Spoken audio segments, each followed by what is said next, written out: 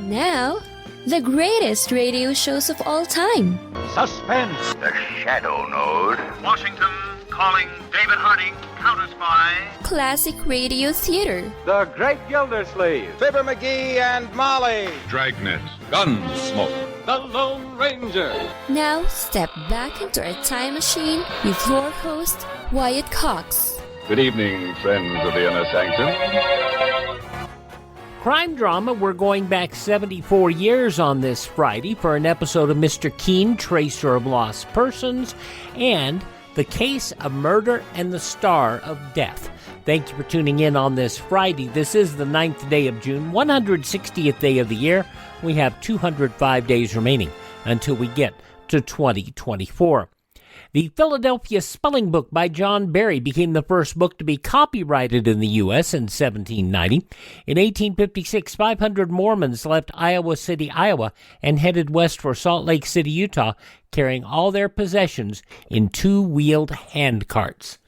Alice Hoyer Ramsey, a 22-year-old housewife and mother from Hackensack, New Jersey, became the first woman to drive across the U.S. on this date in 1909. With 3 female companions, none of whom could drive a car. For 59 days, she drove a Maxwell automobile the 3,800 miles from Manhattan to San Francisco. There is a rumor, unconfirmed, that she sold that very same Maxwell to Jack Benny. Now, in 1915, U.S. Secretary of State William Jennings Bryan resigned over a disagreement regarding the U.S. handling of the RMS Lusitania sinking. In 1954, Joseph Welch, special counsel for the U.S. Army, lashed out at Senator Joseph McCarthy during hearings on whether communism had infiltrated the Army. If it were in my power to forgive you for your reckless cruelty, I would do so. I like to think I'm a gentleman, but your forgiveness will have to come from someone other than me.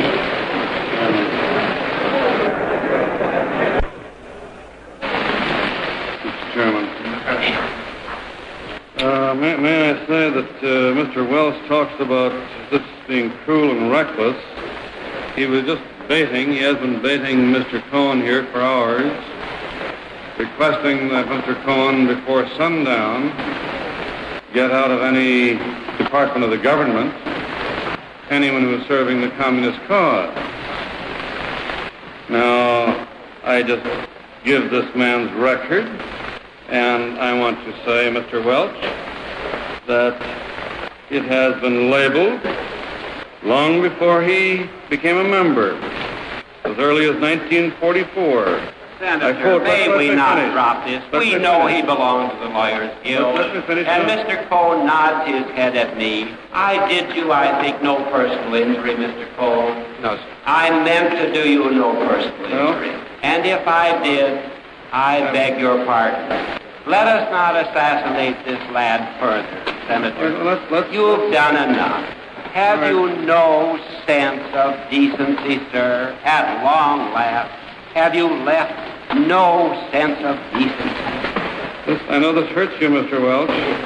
I'll say it hurts. May I say, Mr. Chairman, as a point of personal privilege, I'd like to finish this. Senator, I think it hurts you too, sir. I'd like to finish this.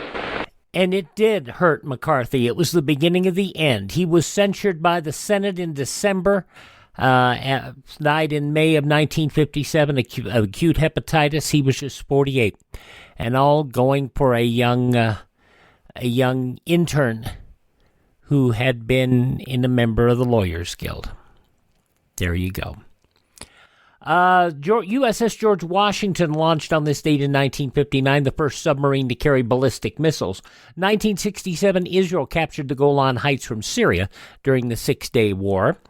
President Johnson declared a national day of mourning following the assassination of Senator Robert Kennedy in 1968. 1973, Secretariat won the Triple Crown of Racing. And it was on this date in 1978, the Church of Jesus Christ of Latter-day Saints opened the priesthood to all worthy men, ending a 148-year policy excluding black men. On the late evening of June 9th, 1980, during the making of the film Stir Crazy, after days of freebasing cocaine, Richard Pryor poured 151 proof rum all over himself and lit himself on fire. Being on fire is a weird thing because you just go, my God, I'm on fire. And you holler for, luckily I didn't breathe, inhale. Everything was exhale, like, help! I didn't ever inhale. I just yelled for about an hour, out. Pryor taken to hospital. He was treated for second and third degree burns covering more than half his body. Pryor died of a heart attack in December of 2005, 10 days after his 55th birthday. The Rogers Commission released its report on the Space Shuttle Challenger disaster on this date in 1986.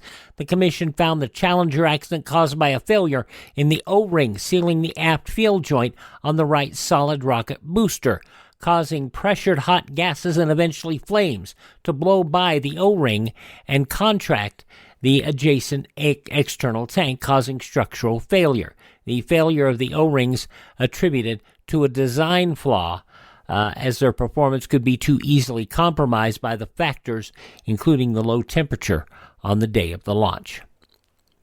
Among those passing away on this date in history, Nero's wife Claudius Octavio, Roman Emperor Nero, author Charles Dickens, Alan Ludden, fine game show host who's been reunited with his lovely wife Betty White in heaven, and Adam West, who spent a lot of time in Ely, Nevada, at the Hotel Nevada. You may not know that, but yeah, he did. Born on this date in history, Cole Porter, composer, lyricist, bandleader Fred Waring, guitarist Les Paul, also comedian Jackie Mason, Johnny Ace, Pledging My Love, and Jackie Wilson. Born on this date also, sportscaster Dick Vitale, who is 84 today, Pastor T.D. Jakes is 66, Michael J. Fox suffering from Parkinson, but still quite interesting at 62 years of age. Also, West Wing's Aaron Sorkin writer. He is 62 years of age. Also, Johnny Depp turned 60 today, Natalie Portman 42, and from Arrested Development and Parenthood, Mae Whitman is 35. Those some of the people who celebrate the 9th day of June as their birthday. If this is your birthday, hi, we're the four freshmen, and we just want to say happy birthday to you. And we go back 74 years, June 9th, 1949, Mr. Keene, Tracer of Lost Persons, on this Friday, Classic Radio Theater with Wyatt Cox on your favorite station. Sad bit of news as we record this edition of Classic Radio Theater with Wyatt Cox. The news of the passing of John Dunning, a gentleman who wrote a lot of the books that we use here in our old-time radio shows. He published a book that is up on our website, classicradio.stream. On the Air, the Encyclopedia of Old-Time Radio. It is not an inexpensive book, but it is a book that it is an authoritative tome on all of these great old shows. John Dunning passing away the end of last month at the age of 81. We wish him and his family the best, and I would urge you to get a copy of the book. If you are serious about old-time radio collecting, John Dunning is something else. Okay, let's get to this. Mr. Keene, Tracer of Lost Persons, June 9th, 1949, 74 years ago today. It's time now for Mr. Keene, Tracer of Lost Persons.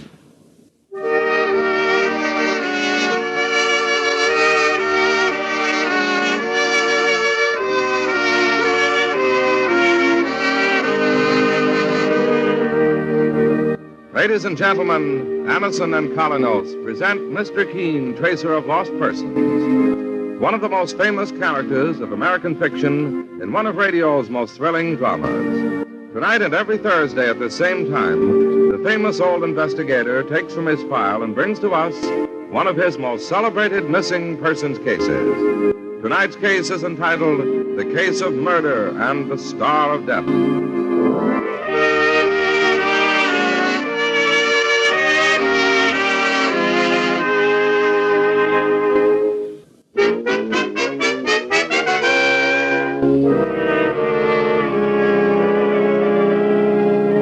Now for Mr. Keene and the Case of Murder and the Star of Death. Our scene opens in a large and fashionable home in a New York suburb. A dinner party has been in progress. But now the three guests have gathered in the library, where the host, Mark Adams, observes with some amusement that they're all looking forward to a surprise he's been hinting about. A surprise he is soon to reveal to his regret. Yes, indeed. Mark. Yes, Loretta. What is this remarkable surprise you have for us? Yes, what's the big secret? You've got something up your sleeve, old man. Oh, no doubt about it, I have, Paul. As a matter of fact, that's why I invited you all to dinner this evening. Then please don't keep us in suspense. I shan't, Edith, my dear, but first, a prelude to my little exhibit. Loretta, you're a connoisseur of precious stones. Tell me, what's your favorite stone? Well, Mark, I suppose most women would prefer a diamond, but I'm partial to sapphires. Big ones. What are you getting at, Mark? Paul, you're as well known a collector of precious stones as I am. What would you say was the greatest sapphire in existence? The Star of Death, of course. Star of Death? What a dreadful name. Would you like to see it? You mean you have the Star of Death here? In this box, on this table. What? I sold over 3/4 of my own collection of jewels to buy this sapphire from the Hancock estate, but it was worth it. See for yourself. There. Oh, look. Oh. Really, it's magnificent. Oh, it's beautiful, Mark. When I said I had a treat in store for you, I meant it. What happened to the lights? No, they just went out. What could it have been? They Put the lights on, somebody. Oh, wait, I'll find the switch. Here it is. There, that's better. Someone must have accidentally brushed against the wall switch and turned the lights off. Mark, the sapphire.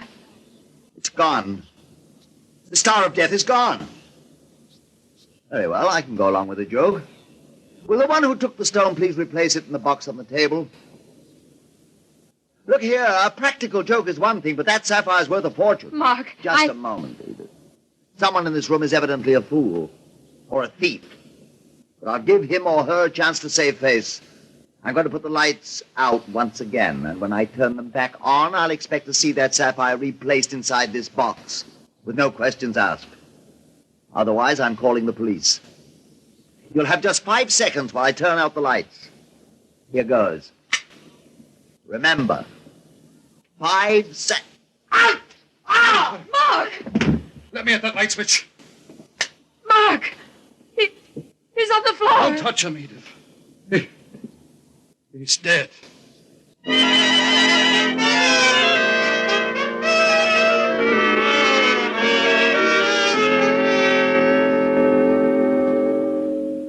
My father had been stabbed to death with a letter opener, Mr. Keene, taken from the desk. He was murdered for that sapphire, the Star of Death. I read about the case this morning, Kay, in the newspapers. My partner, Mike Tansey, brought it to my attention. Sure, it was one of the strangest cases in years. All 3 suspects were arrested, boss. But the police don't know which one murdered Mr. Adams and stole that sapphire. Where were you at the time of the tragedy, Kay? Away for the weekend at a friend's house. Oh, Dad had only taken my advice. I begged him not to buy that sapphire. Why were you against his buying it, Kay? You've heard about the stone, I'm sure, Mr. Keene. Its history is horrible. That's how it got its name, the Star of Death. 3 people died while it was in their possession, all violently. Father was the 4th victim. Tell me something about your father's guests. Who was present that night? There was Edith Sims. Father was very fond of her. I even think there was a possibility he might have married her. He'd been very lonely since Mother died 2 years ago. And the other guests? Paul Dudley. He's a jewel importer like Father was. They were close friends. And Mrs. Loretta Waynard is a well-known socialite, a widow. She's very rich, Mr. Keene, and she'd never have any reason to steal. And that was all? Yes, Mr. Keene. The servants had all left for the night. No one else was there but Father and his 3 kids. The jewel, apparently, was never found on any of them. No, Mr. Keene. All 3 persons swear they're innocent. And, well, it's hard for me to believe that any one of them could have done a thing like that. How does it strike you, Mike? Well, it's a puzzler, Mr. Keene. Sure, what happened to the sapphire? It couldn't have just disappeared. No, Mike, and yet I'm sure all 3 suspects were thoroughly searched by the police. Mr. Keene, couldn't it have been someone else? A thief who sneaked into the house? It's possible, Kay, but I doubt it. By the way, who described the details of the murder to the police? All 3 of Father's guests. And their stories were identical? In every detail. Will you help me, Mr. Keene? I have faith in the police, naturally, but this case is so mysterious. You're the most famous investigator in the country. And if you could work with the police... I'll try my best, Kay. And I'll also try to recover the stolen sapphire for which your father was murdered. Oh, thank you. I suggest you go home now and wait for my call. I'll want to look the house over. But before I do that, I think I've got an idea. What is it, boss? It's rather unusual, but if Lieutenant Hale of the Homicide Squad is willing to cooperate with me, maybe Mark Adams' killer will pay far more for that sapphire than he ever bargained for.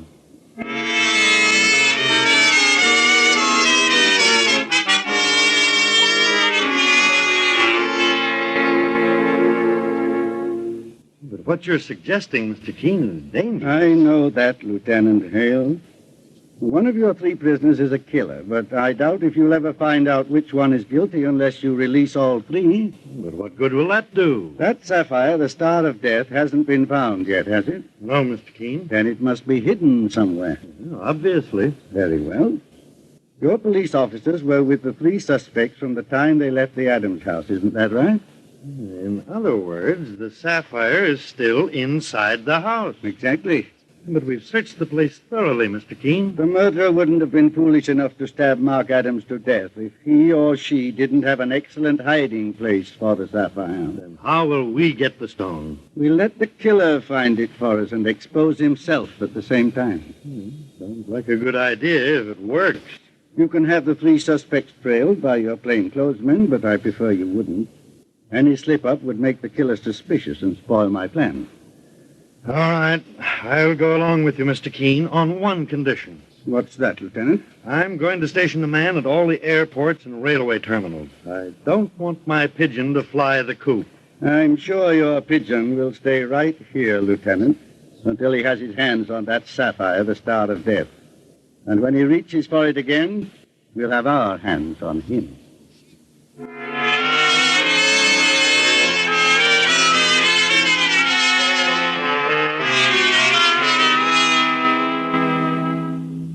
This is the library, Mr. Keene.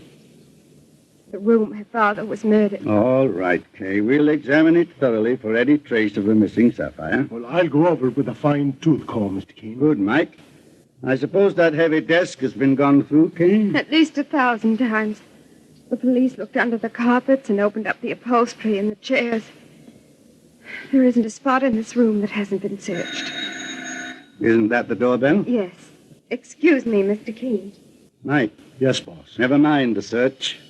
After what Kay has just told me, I'm sure we'll have to wait for some kind of a break. And we may be getting one right now. How so? I've been expecting the murderer to make some excuse to return to this house for the stone. Let's see who's at the door. Mr. Keene, this is Paul Dudley. How do you do, Mr. Dudley? Mr. Keene, this is a great pleasure, sir. I'm very glad to know you. My partner, Mike Clancy. How do you do? Pleased to meet you. Mr. Keene, Lieutenant Hale at police headquarters told me you were responsible for my release. I thought you'd be here with Kay Adams, and I wanted to thank you from the bottom of my heart for your confidence in me. That's quite all right. The murder was a shocking thing, and Mark Adams was my friend. But I trust the police now realize who the guilty woman is. Oh, you believe they have the killer? Naturally. That's the only reason they let me go, isn't it? And who do you think she is, Mr. Dudley? Why, Edith Sims, of course. Oh, no. Edith Sims. It's a horrible thing to say, I know, Kay, but I know more about Edith and your father than you do. Just what do you know, Mr. Dudley? I know Edith was poor, Mr. Keene, and she wanted to marry Mark. I also know he'd made up his mind not to marry again because of his daughter, Kay. I see. Sounds like more company, boss. Yes, you stay here with Mr. Dudley, Mike. I'll go to the door with Kay. This way, Mr. Keene. Is it true, Mr. Keene, that Edith Sims is being held by the police for father's murder? No, Kay. No one's being held at the moment. Hey, darling. Oh, Edith. Are you all right? I know how you must feel, dear. June 9th, 1949, Mr. Keene, Tracer of Lost Persons on Classic Radio Theater with Wyatt Cox. The news from 74 years ago today follows these messages from your favorite station.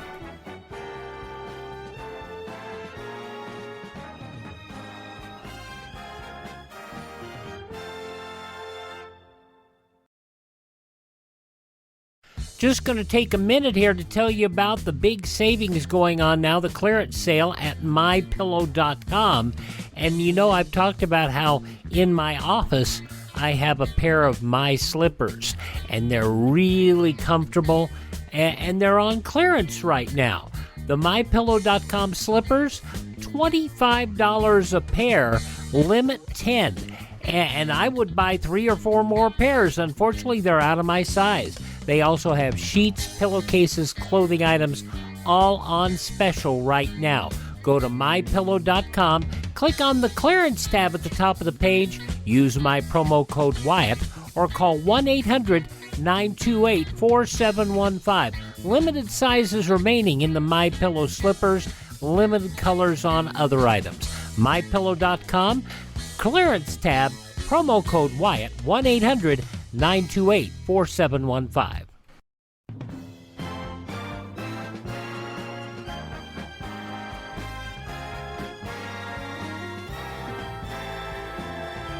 Classic Radio Theater with Wyatt Cox. We're listening to Mr. Keene, Tracer of Lost Persons, as it was originally broadcast on Thursday, June 9th, 1949.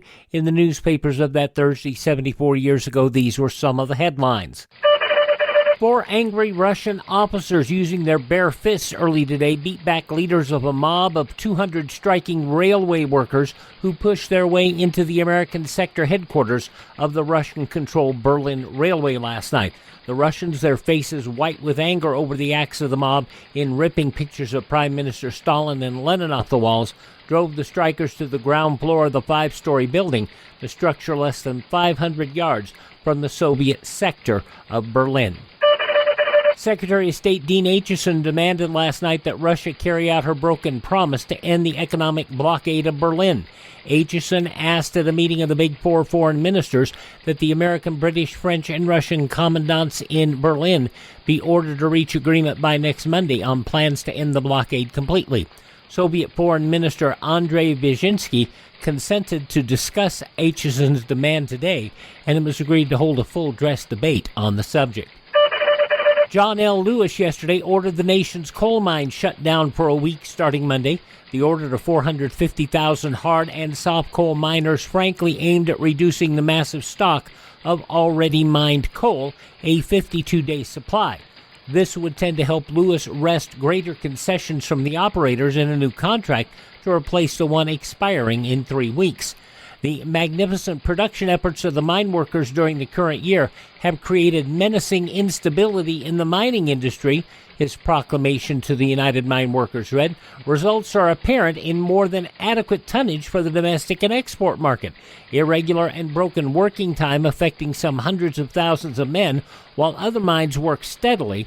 Economic inequities affecting the mine workers, and a general condition of instability throughout the whole industry. Comedian Frank Faze returned to Los Angeles with a roadshow version of his Broadway hit Harvey. Wasn't quite the happy homecoming he expected. He was met with the news that his first wife, Mrs. Gladys Buchanan Fay, has filed a $56,630 alimony suit, contending that for 10 years he hasn't paid the $75 a week he promised when they were divorced in 1925. James Cesar Petrillo, the American Federation of Musicians president, declaring that other performers' unions were trying to muscle in on the AFM, said if they know what's good for them, they better back up. Petrillo scheduled to play a trumpet solo at the Union San Francisco convention, but the performance was called off because of mechanical failure.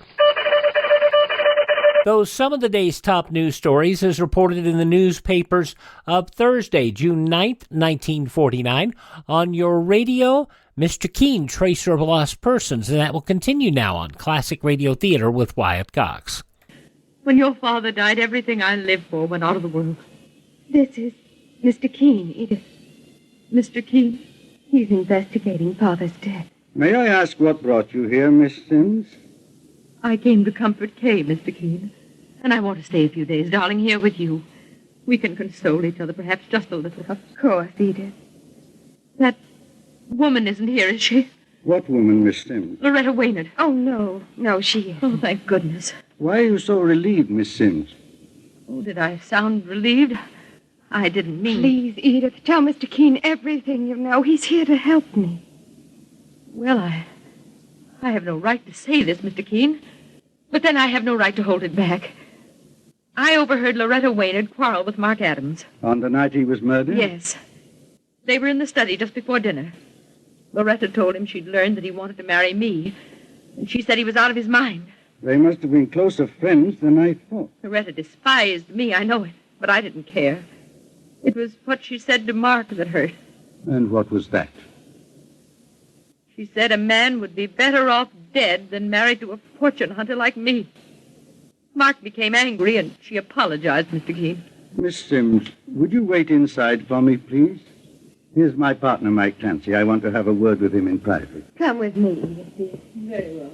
Oh, boss, Saints preserve us, another customer. Yes, Mike, and I believe this one will be the last. The third and last guest at the dinner party where Mark Adams was murdered and the fabulous sapphire stolen. I'll open the door. You are Mrs. Loretta Waynard? Yes. Is Kay Adams here? I came to pay my respects in her bereavement. Please come in. My name is Keene, Mrs. Waynard. Mr. Keene? The famous investigator?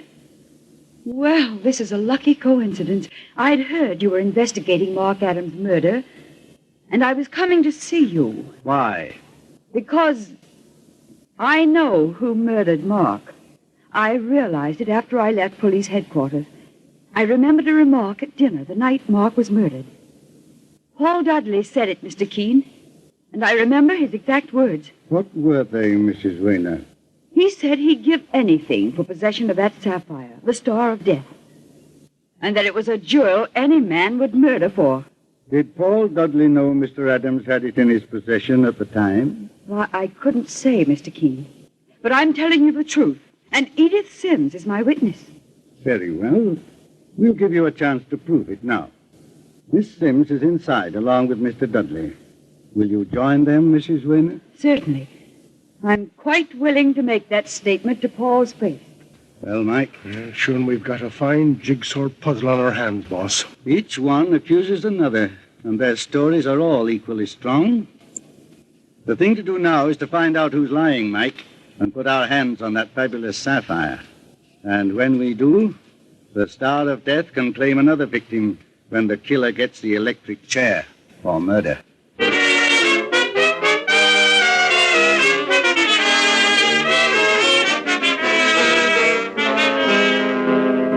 In just a moment, we'll return to Mr. Keene and the case of murder and the Star of Death. Meanwhile...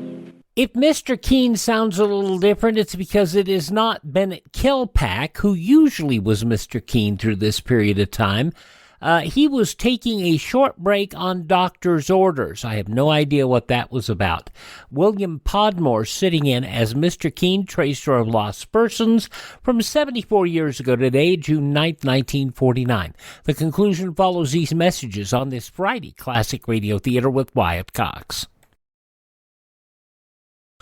Hope you got a great weekend ahead. We'll start it off for you on Saturday's Classic Radio Theater with the second show of Dragnet from 74 years ago, June 10th, 1949, homicide. A nickel-plated .44 caliber Smith & Wesson is used to shoot 2 cops and a lot more people. And in this episode, the police make extensive use of IBM machines and a tape recorder to solve the case. That's on Saturday's Classic Radio Theater with Wyatt Cox anytime at classicradio.stream. Now the conclusion of Mr. Keen, Tracer of Lost Persons, The Star of Death, June 9th, 1949. Now back to Mr. Keen and the case of murder and the Star of Death. The murder of Mark Adams, a prominent jewel merchant, brings Mr. Keen, the great investigator, and his partner Mike Clancy on the trail of one of the cleverest jewel thieves in the country. For Mark Adams was murdered for the Star of Death, a fabulous sapphire that Mr. Keen believes has been hidden inside the Adams home by the killer. Now, the 3 people who were with the victim at the time of his death are in the house, along with Kay Adams, the victim's daughter. And as Mr. Keen and Mike gather them together in the room where Adams was murdered... We seem to have reached an impasse in the mystery of Mark Adams' death, ladies and gentlemen. All 3 of you are under suspicion of murder. Why, how can you Just say a moment, please. Mr. Dudley. Well, Mr. Keen? You told me a few moments ago that, in your opinion, Edith Sims committed the crime. Paul, how could you say such a thing of me? You loved him, Edith, and he refused to marry you. That isn't true. Mr. Dudley is also among the accused. You mean someone says that I'm the murderer? Loretta Waynard. Why, I'll... Take it easy, Mr. Dudley. The boss wants me to keep this conversation on a friendly level, so to speak. And lastly, Mrs. Waynard joins the list of suspects. What? Who could have blamed me for it, Mr. Keen? I did, Mrs. Waynard. Edith, you. I overheard what you said to Mark. You told him he'd be better off dead than married to me. You loved him, too, and you were furious because he loved me. How dare you say that? How dare... Oh, Mrs. Waynard. She tripped over the rug, Mr. Keen. She struck her head against the floor. She's unconscious. Would you carry her inside, Mr. Dudley? I'll call a doctor. No. I'll be all right. I don't need a doctor. She's coming around. Better see that she rests for a few minutes anyway. Here, let me help you, Mrs. Waynard. In spite of what you said about me, I'm not angry with you. Help her in here, Paul. All right, Kay. There's a studio couch in this room. Mike, I just noticed something. What was it, boss? Just before Mrs. Waynard tripped, I saw Paul Dudley bending over the desk looking at something. Well, there's nothing on that desk but a blotter and a pen, Mr. Keen. Wait. Don't examine it now. I think someone's coming. Kay Adams said there was some water out here, and I thought Mrs. Waynard... Oh, here's the pitcher on the table. How's she feeling, Mr. Dudley? A little better. Oh, by the way, Mr. Keen, I'm remaining here in the Adams home for the night. I live upstate, and the next train is very late. Kay Adams has offered me a room. I see. Excuse me. Well, that's 2 of them, boss. Miss Sims made an excuse to stay here, and so is Paul Dudley. I'm also quite sure that Loretta Waynard will be too ill to go home this evening. That makes 3 suspects, all trying to stay here in the house where that sapphire is hidden. Come over to this desk again, Mike. I want to see what interested Mr. Dudley a moment ago. Well, it's a very fancy desk, sir. Look at the leather covering. It's kept in place by nail studs. And one of those studs seems to be loose. Yes, this is the one Paul Dudley was... Mr. Keen, when you touch that nail head, a secret panel opened in the side of the desk. Look. Yes. And look what it contains, Mike. Saints preserve us. It's the sapphire, the Star of Death. The most magnificent jewel I've ever seen. We'll take possession of it for the time being, Mike, and close this secret panel again. Don't say a word about this to any of them. As far as they're concerned, the sapphire is still missing. Sure, and one of them's going to get a surprise, boss. That's what I'm counting on. That secret panel in the desk is an ingenious contraption. It must have been specially made for someone. Well, do you think Mark Adams had it made, Mr. Keen? No. If he'd known about that secret panel, he'd have looked there the moment the jewel was missing. Well, then who could have known? The desk's original owner. Mr. Adams probably bought it from someone else. Well, his daughter Kate knows, sir. Possibly, but I don't want to ask her in front of the others. I'll wait for an opportune time. Are we staying here for the night? Everyone else seems to be. We may as well join them. Well, what's the next move, Mr. Keen? We found the Star of Death, Mike, but we still have to find our killer.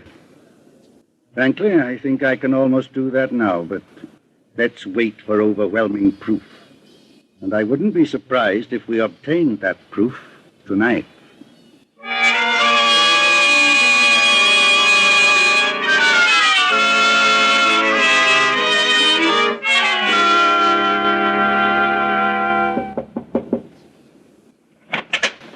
Mr. King! Shh, not so loud, Kay. I hope I didn't waken you. No, I've been trying to read.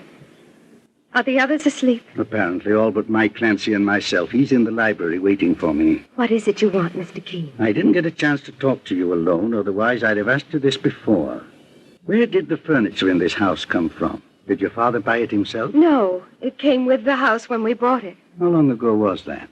2 years, Mr. King. And who sold it to you? Father never told me. I was in school in Switzerland at the time. Where's the deed to the house? That would give the person's name. Why, the deed must be in Father's safe. And where's that? In Father's study. Do you want the combination, Mr. King? If you know it, Kay. I do. Left 1, right 6, left 4, right 9. I just jot that down. All right, Kay. What are you going to do, Mr. King? I'm going to put my hands on your father's murderer.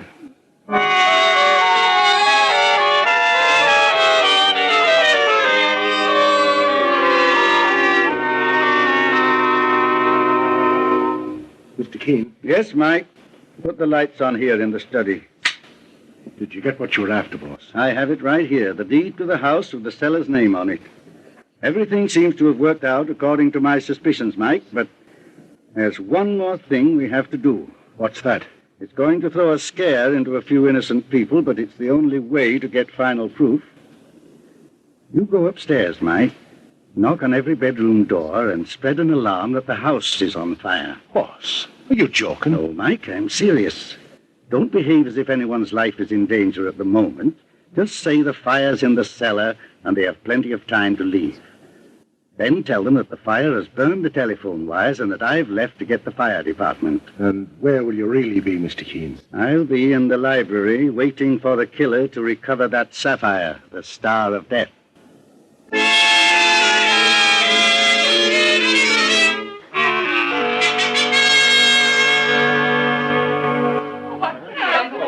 Now, take it easy, folks. There's nothing to get alarmed about. Mr. Keene's calling out the fire department. All right, now. Come on, this way out.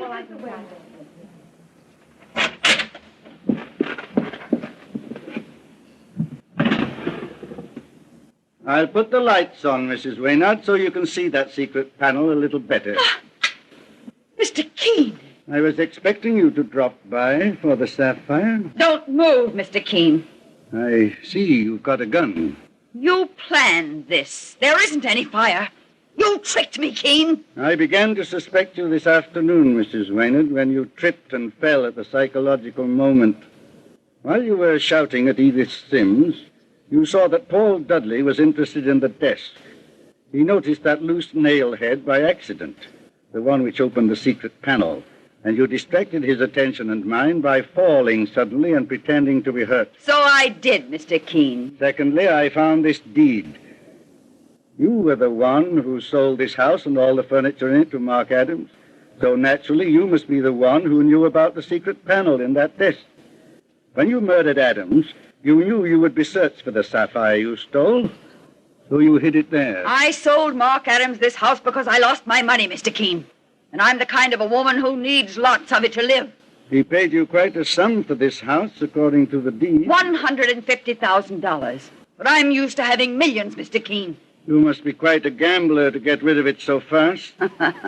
Yes, I love to gamble on anything. A roulette wheel, a race horse, or the turn of a card.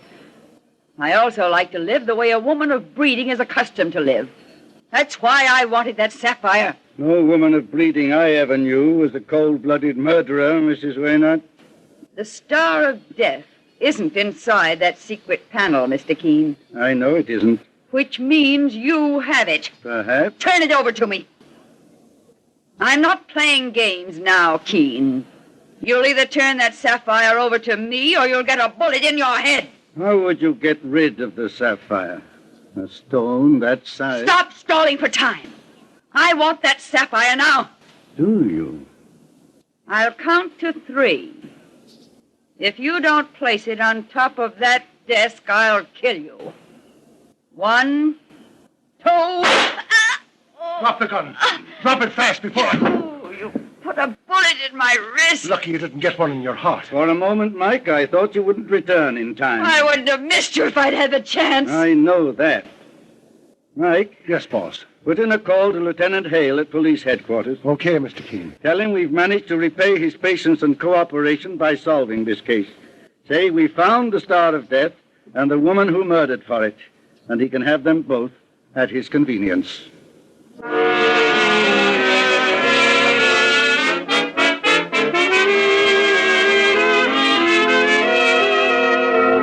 And so Mr. Keene finds the solution to the case of murder and the Star of Death.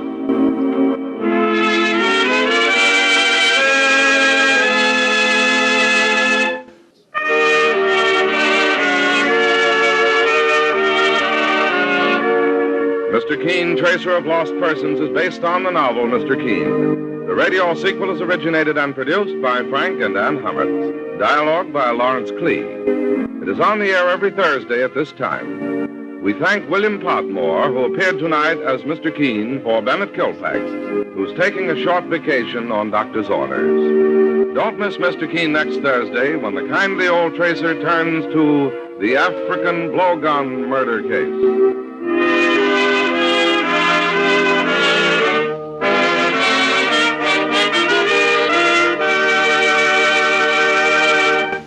June 9th, 1949, Mr. Keene, Tracer of Lost Persons, here on Classic Radio Theater with Wyatt Cox. Thank you so much for making us a part of your day.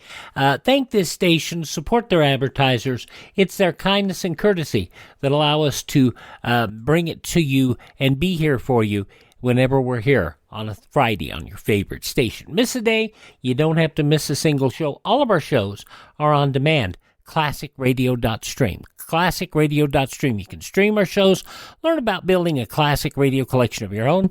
You can contact me, find our social media links, and if you would like, you can buy me a coffee. That Buy Me a Coffee money helps us acquire additional classic radio collections and maintain our distribution channels. ClassicRadio.stream.